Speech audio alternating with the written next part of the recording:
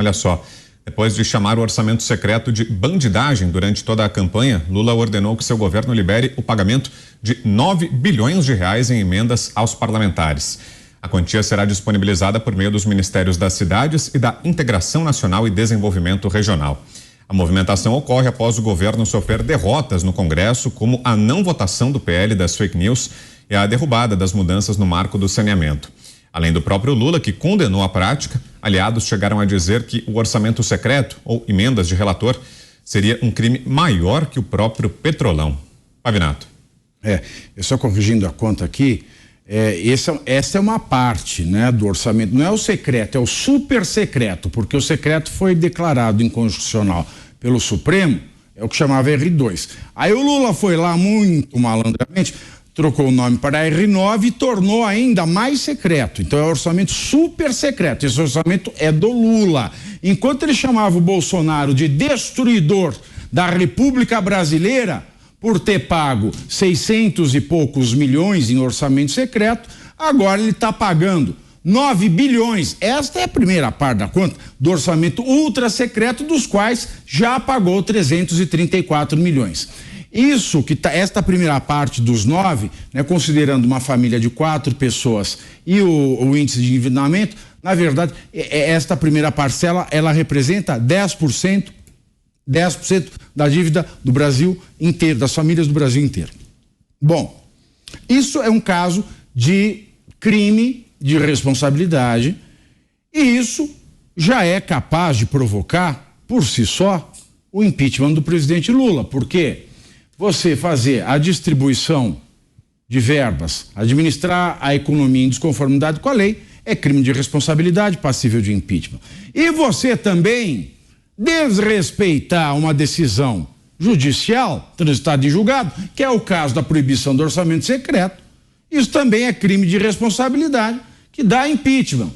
Então, fora todas as outras questões, temos aí, claro, cristalino, que o governo está tendo como líder um sujeito que já incorreu em vários artigos da lei do impeachment. Portanto, ele já pode ser empichado. Sobram crimes para ele ser empichado. O mais engraçado desta liberação, que é claramente uma movimentação para que o governo ele mude a maré no Congresso e tenha sucesso nas votações das suas pautas pornográficas.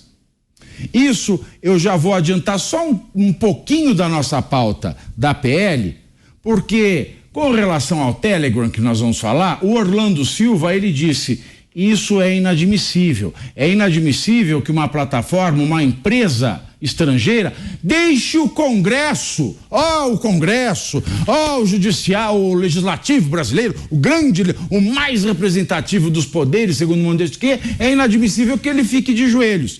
Se o Telegram, que é uma empresa privada, está deixando o Congresso de joelhos, 9 bilhões do Lula está deixando o Congresso em qual posição? De 4, frango assado, papai e mamãe ou alguma outra que eu desconheço? Vamos para nossa enquete. Não é essa, não. A gente vai trazer a nossa enquete. Essa seria uma boa. Seria uma boa enquete. A gente pode pensar para os próximos dias. Mas a enquete de hoje, que não é essa, é a seguinte. Já está no ar, lá no site da Jovem Pan. Vamos trazer então a nossa enquete. Você concorda que o MST deve ser enquadrado na lei antiterrorismo, sim ou não? 94,77% dos que já votaram dizem sim, 5,23%, baixou agora para 5,19%, dizem que não. Você vota no site da Jovem Pan, www.jovempan.com.br e no Twitter, @JovemPanNews. E, Cláudio Dantas, você tem falado, vira e mexe aqui, né, Dantas, sobre o desespero no governo, né, que bateu o desespero. Será que essa notícia da liberação das emendas parlamentares, 9 bilhões de reais liberados por Lula, é mais uma notícia nessa direção, Dantas? Ô, Brown, ô, Pavinato, quem tá de 4 é o governo. O Zé Maria já explicava no bloco anterior, tudo mudou, gente. Hoje, antigamente, um deputado para receber ali uma emenda parlamentar, 200 mil reais de emenda parlamentar, ele tinha que votar com o governo, votar com o governo, votar com o governo, votar com o governo. Isso mudou completamente. Hoje ele recebe 200 milhões de reais em emendas impositivas, que são obrigatórias, sem precisar votar nada com o governo. Esse é o poder hoje do Congresso Nacional. Então, hoje, quando você tem essas conversas com ministros, etc., hoje os próprios ministros, eles negociam diretamente com o Congresso. O grande desespero do Alexandre Padilha, do Rui Costa, do Lula, é que é o seguinte: vamos ter uma votação. Semana que vem tem votação do arcabouço fiscal. O governo precisa garantir essa votação, porque ele não tem base sólida, consolidada, comprada. Ele não tem nada disso. Ele tem que comprar, a cada votação ele tem que negociar cargo por cargo, né? Emenda por emenda. E aí o núcleo do governo, esse ministério palaciano, esses ministros palacianos, que não tem verba, mas que tratam da articulação e da coordenação da esplanada, eles precisam convencer os ministros que estão na esplanada, muitos deles aliados. Por exemplo, hoje está lá o Jader e o Valdez Góes, que foram citados aí na matéria, PDT e MDB. Eles têm de ser convencidos a, olha, pega aí, libera desse teu orçamento, libera aqui 200 milhões, 500 milhões, 2 bilhões, para eu poder ter margem de manobra e negociar com o Congresso. Então, assim, se tornou muito mais difícil essa relação e essa composição.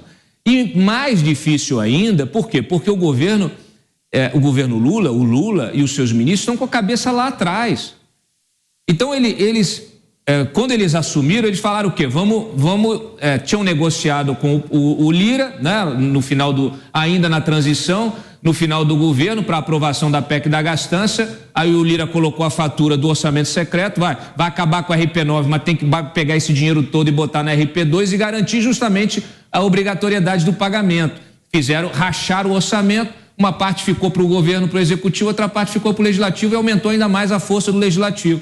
E agora é isso, você tem de negociar, aí o governo agora fica assim, eu não vou dar ministério para o Lira porque o Lira já está muito forte. Aí o Lira usa a base dele para não votar nada. Aí eles tentam trazer esses aliados, por exemplo, União Brasil. União Brasil não vota nada com o governo, porque os ministros que o União Brasil indicou, com quem o governo negociou, não são as pessoas que realmente têm poder dentro da União Brasil. Então rachou também a interlocução. Está tudo errado. Está dando tudo errado porque falta capacidade de entendimento, capacidade de leitura política, capacidade de diálogo, entender quem são as pessoas, os interlocutores habilitados para você poder fazer as composições necessárias. E aí é política pura, é essa política fisiológica, é aparelhamento da máquina e é liberação de emendas, ainda aquelas que estão nas pastas do Executivo. Será que funciona, Zé? Será que tem o risco de que dê certo essa estratégia do governo de apostar na liberação de emendas parlamentares? Já era, acabou essa fase. Olha, esta história das emendas parlamentares, ela é antiga por aqui, né? Antes o governo precisava realmente de liberar para o deputado lá na ponta fazer aquela obra no seu município, mas irrigar o caixa também das empresas, das empreiteiras que financiaram sua campanha eleitoral. Essa é a realidade. Muitas emendas, um deputado de um estado manda emenda para outro estado. Qual a explicação disso? O que há de comum? A empreiteira, quem vai construir. 37 bilhões. Vou repetir aqui a cifra. 37 bilhões. São 3 tipos de emenda. As emendas individuais, onde cada deputado assina suas emendas, as de bancada, ou seja, cada estado tem um coordenador que reúne e tem as suas emendas, e as de comissão. Essas somam 37 bilhões de reais. E são emendas impositivas. O governo tem que liberar. A LDO determina que o governo libere. O que vem aí é o fluxo. O governo pode atrasar e tal.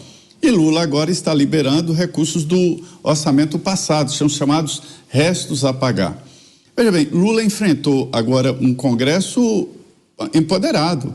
Os deputados ganharam na decisão do Supremo, quando o Supremo decretou o fim do orçamento secreto, ele transferiu o orçamento secreto para as emendas parlamentares que são impositivas. A micropolítica, aquela política do toma lá da cá, aquela rastreira lá do Congresso Nacional, está resolvido. O parlamentar não quer nem saber de governo. Já liberou o recurso para o seu município e para a sua empreiteira de estimação. Essa é a realidade. E aí sobrou um questionamento. No ano passado, metade do Congresso Nacional não estava aqui. Houve uma renovação muito grande, 50%. Como esse pessoal não apresentou emendas no orçamento 2023, que é aprovado em 2022, eles ficaram sem dinheiro. E aí eles foram para cima do governo. E aí Lula liberou 6 bilhões, que é a sobra do orçamento secreto, para esse pessoal. Só que apareceu um problema. Eles não querem ser identificados. Que aí vem esse lance aí, eu sou de Minas, mas mando dinheiro para o Ceará. Será por quê? Será porque eu assinei uma emenda para um Maranhão, sendo de São Paulo? É porque a empreiteira que leva, para se ter uma ideia, quer dizer, é muito suspeito. E eles não querem se identificar. E aí criou esse atrito com o governo. E Lula vai ter que liberar, ou não terá nenhuma votação no Congresso Nacional, mas terá também que identificar quem foi o parlamentar que colocou a mão nisso. Olha, essa história de emenda é tão esquisito que o general Ramos, quando era ministro da integração, eu vi, ele participou de uma reunião e disse para os líderes: não quero colocar minhas mãos nisso. Ele tinha razão. Diga, Mota. Acuse-os do que você faz, chame-os do que você é. Essa sempre foi uma das regras principais da esquerda. Eu gostaria de saber se quem apoiou o PT nas eleições realmente acreditava que o PT ia se comportar de forma diferente. Ou se a pessoa apoiou apenas para combater o fascismo imaginário, aquele que foi criado pelo consórcio de mídia. Mas hoje, vejam só, até o consórcio de mídia está vendo o tamanho da encrenca que eles arrumaram.